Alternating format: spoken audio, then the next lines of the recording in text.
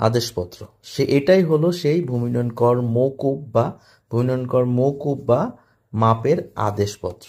এই আদেশপত্র আপনার কাছে থাকলে আপনার সারা বাংলাদেশে, সমগ্র বাংলাদেশে যে যে জেলায়, যে যে থানায়, যে যে ইউনিয়ন ভূমি অফিসের যতগুলো মৌজায় যত জমি আছে, এক কথা 25 বিঘার নিচে যত সম্পত্তি আছে সারা বাংলাদেশে, সমস্ত কৃষি জমির ক্ষেত্রে ভূমি উন্নয়ন কর মওকুফ হিসেবে আপনি খাজনা দিতে পারবেন 10 টাকা হারে। তো এটাই হলো সেই আদেশপত্র।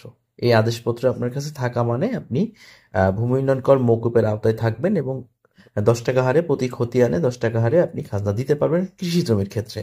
তো এই আদেশপত্র এখনো দিচ্ছে। এই আদেশপত্র আপনারা কিভাবে নিবেন?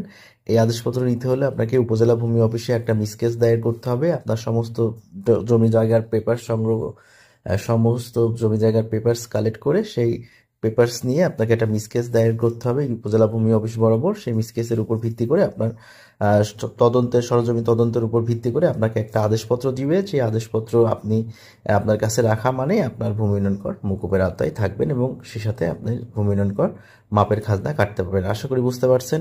কোনো সমস্যা থাকলে কমেন্ট বক্সে কমেন্ট করতে পারেন।